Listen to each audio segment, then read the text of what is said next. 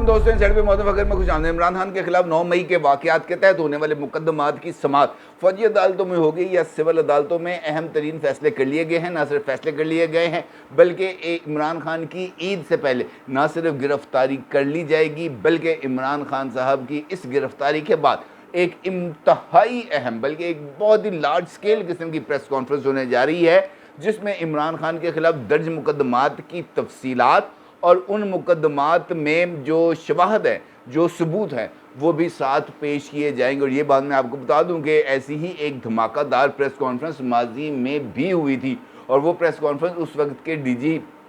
ISPR और DG ISI lieutenant general Nadeem Ahmed Anjum साहब ने मुश्तरका तौर पर की थी। और ये वाली प्रेस कॉन्फ्रेंस जिसका मैं जिक्र कर रहा हूँ कि इमरान खान की अगले चंद रोज़ में गिरफ्तारी के बाद ये प्रेस कॉन्फ्रेंस होगी, तो ये प्रेस कॉन्फ्रेंस भी इस वक्त के यानी मौजूदा DG ISPR और मौजूदा DG ISI यानी लेफ्टिनेंट जनरल नदीम अहमद अंजुम साहब ही करेंगे। और इस प्रेस कॉन्फ्रेंस का मकसद सिर्फ और सिर्फ एक पैगाम देना होगा कि पायन हुण तुसी वापस आना, तुहाडा रास्ता ख़त्म हो गया, योर गेम इज़ ओवर। और ये पैगाम देना भी बहुत ज़्यादा ज़रूरी है, क्योंकि जिस तरीके से पाकिस्तान में अदम इस्तेहकाम फैलाया गया, जिस तरीके से पाकिस्तान को बार बार एक विशियस साइकिल के अंदर धकेला गया, पाकिस्तान की मईशत को इस हद तक दगड़-दूं कर दिया गया कि उसकी बहाली के इम्कानात ख़त्म हो गए, पाकिस्तान के अवाम को माशी मुश्किलात की उस दलदल में उतार दिया गया जहाँ से बाहर निकलने का कोई रास्ता नहीं। और उसके बाद पाकिस्तान के तमाम इदारों को एक मजाक बनाकर रख दिया गया। और ख़ास तौर पर इमरान खान की सहूलतकारों ने जिस तरीके से पाकिस्तान के जुडिशल सिस्टम का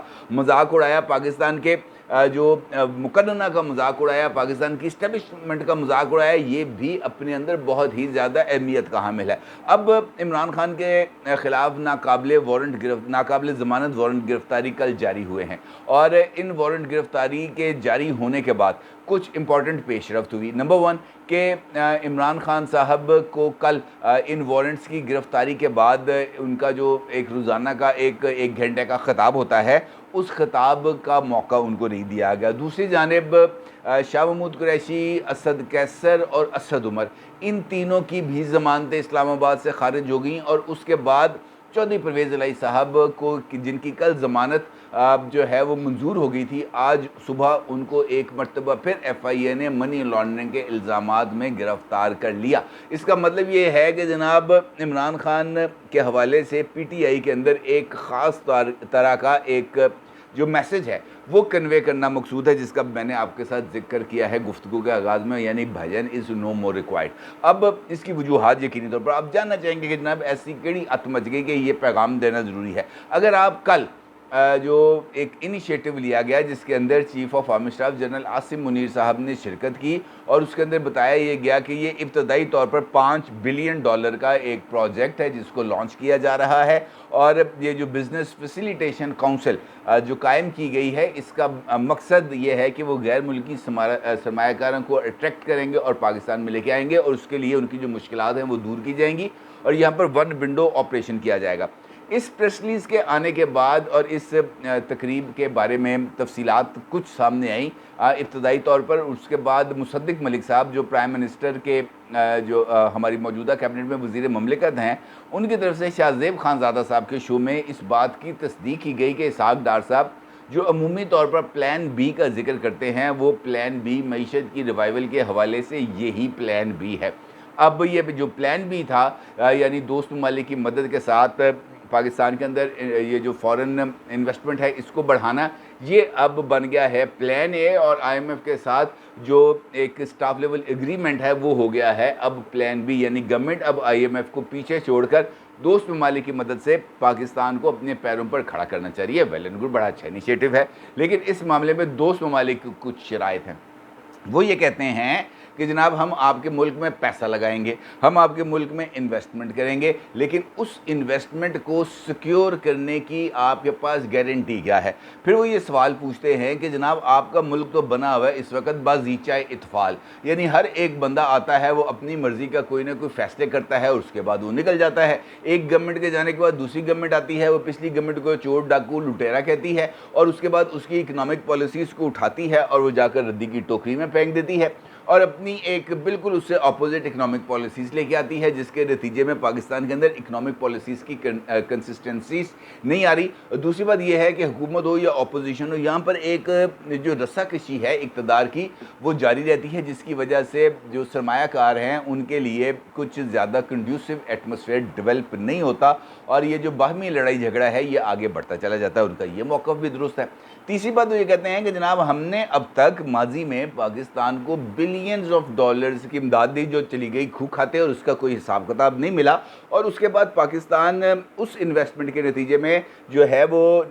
मुश्किलात से बाहर निकलने की बजाय मज़ीद मुश्किलात में चलता जो है वो धंस गया। और उसकी वजह भी थी यहाँ पर जो पोलिटिकल अनसर्टनिटी, यहाँ पर पैदा होने वाला अदम इस्तेहकाम, और उस अदम इस्तेहकाम ने ये जो सारे के सारे समरात हैं उनको गंवा दिया। अब उनका ये कहना है कि जनाब हमारी पाकिस्तान में इन्वेस्टमेंट की एक ही वाहिद शर्त है, और वो ये है कि पाकिस्तान के अंदर सियासी अदम इस्तेहकाम का हो जाए ख़ात्मा, और जैसे ही ये ख़ात्मा होगा हम यहाँ पर बिलियंस ऑफ डॉलर्स की इन्वेस्टमेंट करने के लिए तैयार हैं। उसके लिए कुछ सेगमेंट्स भी आइडेंटिफाई कर लिए गए हैं, जिनका कल जारी होने वाली प्रेस रिलीज़ के अंदर बाज़ाब्ता तौर पर जिक्र भी कर दिया गया। अब पता ये चला है, मेरे इस हवाले से कुछ इन्फॉर्मेशन है, वो ये है कि गवर्नमेंट ने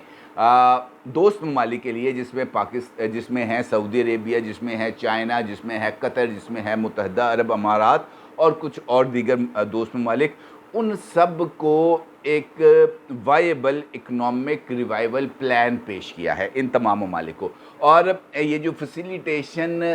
काउंसिल है इसके बनाने से पहले ही ये जो एक इकनॉमिक रिवाइवल प्लान था ये उनको पेश कर दिया गया था, और फिर उन लोगों के कहने के ऊपर यहाँ पर एक बाकायदा तौर पर अगले 12 साल के लिए इकनॉमिक प्लान को तैयार किया गया है, यानी 2035 के लिए इकनॉमिक प्लान को तैयार किया गया है। और इस प्लान के मुताबिक इस बात का इशारा दिया गया है कि पाकिस्तान इंशाअल्लाह 2035 में $1 ट्रिलियन की मईशत बन जाएगी। इसका मतलब ये है कि पाकिस्तान 1000 अरब डॉलर की मईशत बन जाएगी, और 1000 अरब डॉलर की मईशत के लिए इस वक्त पाकिस्तान के अंदर पोटेंशियल मौजूद है। और उनका ये भी मानना है दोस्त ममालिक का कि हम इब्तदाई तौर पर अगले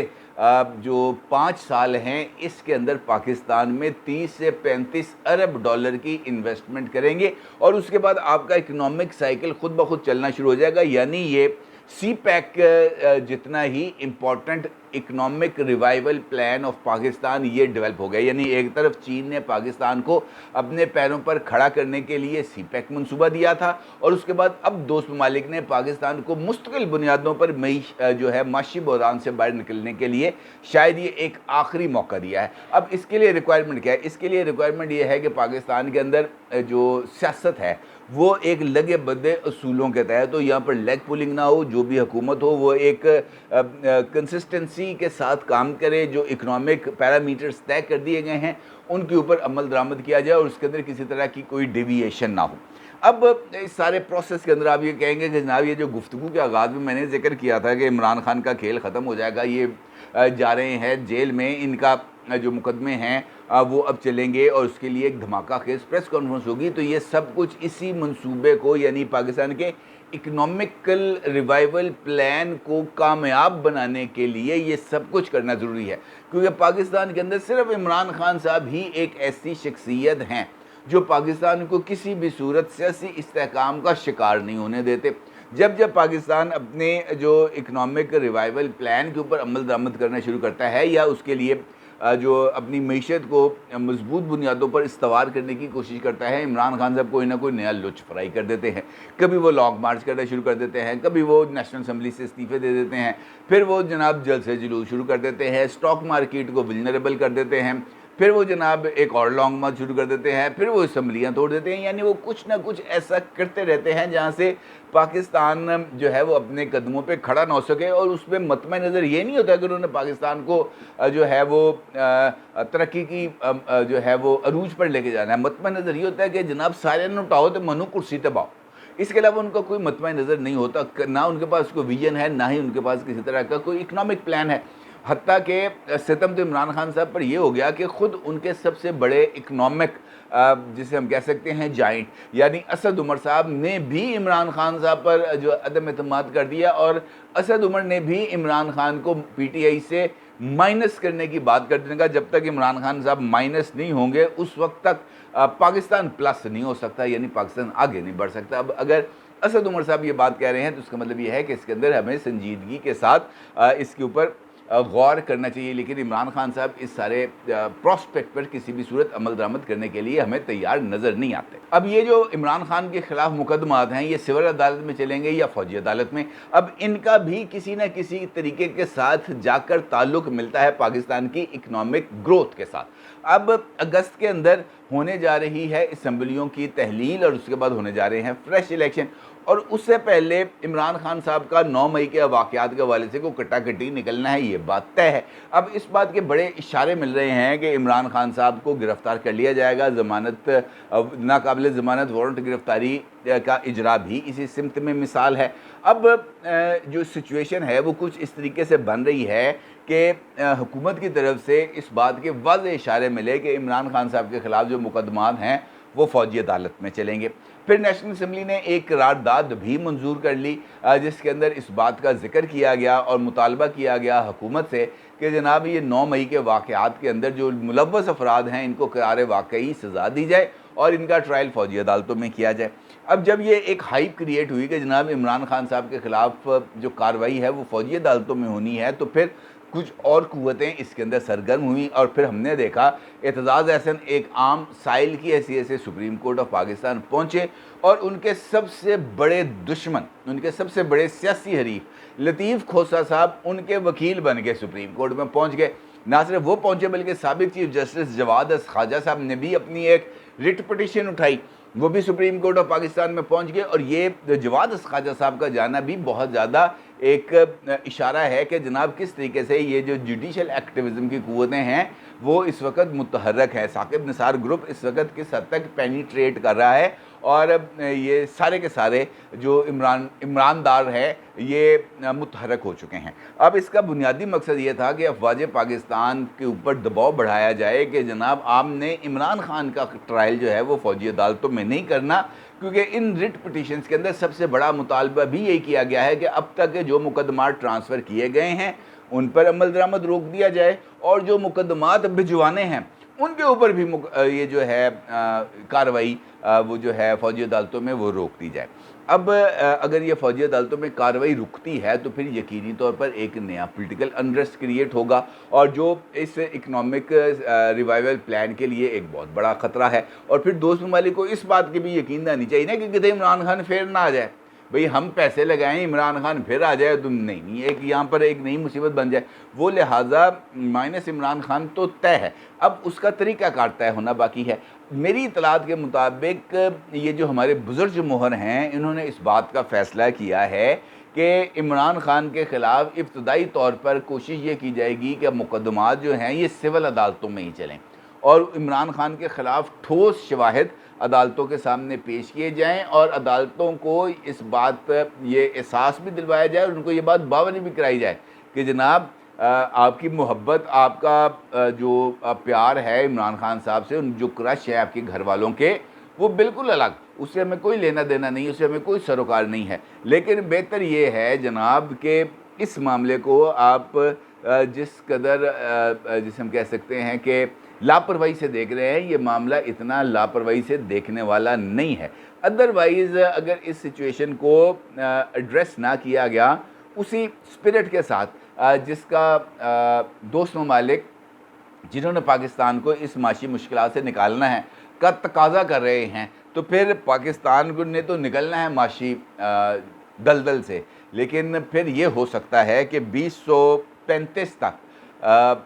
जो इमरान खान हैं या बाकी जो सियासत है वो शायद से पुश चली जाए और ये जो अदालतें हैं इनके अंदर भी कोई वसी पैमाने पर तब्दीली आ जाए। अदरवाइज़ ये जो सिचुएशन चल रही है ये इसी बात की तरफ है, ये पैगाम इसी, ये जो मैंने प्रेस कॉन्फ्रेंस का आपके साथ जिक्र किया ना, एक बहुत बड़ी धमाकेदार प्रेस कॉन्फ्रेंस होनी है, इसका मकसद यही है कि ईमानदारों को पैगाम देना कि बंदे दे पुत्र बन जाओ,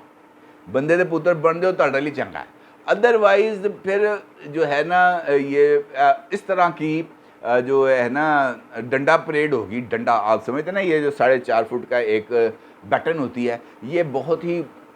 ख़ास एक मटेरियल है, एक पता नहीं मुझे भूल गया है वो किस दरख्त से ये बनाई जाती है। ये बड़ी ताकतवर और बड़ी लाश इसकी बड़ी ज़बरदस्त डलती है। फिर वो ये कह रहे हैं, मतलब इसका ये है कि जनाब इस हद से अगर आप आगे बढ़ेंगे तब आपके लिए प्रॉब्लम होगी। और इस मामले में अब किसी के लिए भी गुंजाइश का इम्कान नहीं है। वो कहते हैं ना कि आपके पास अब गलती की गुंजाइश नहीं है। इस प्रेस कॉन्फ्रेंस में इमरान खान की गिरफ्तारी के बाद जो होगी, उसके अंदर भी सिर्फ़ और सिर्फ यही पैगाम देना होगा कि जनाब इनफ इज़ इनफ, ये मुकदमा आ गया है, ये इसके सबूत है, ट्रायल करें और बंदे को सज़ा दें। अदरवाइज़ फिर बंदा असी अपना आपे लै जावांगे तो आपे सज़ा दे देंगे, तो तुहाडे कोल पहुंचण तो पहले सज़ा दे देंगे। अपनी राय को ज़रूर इज़हार कीजिएगा। आपका बहुत शुक्रिया। अल्लाह।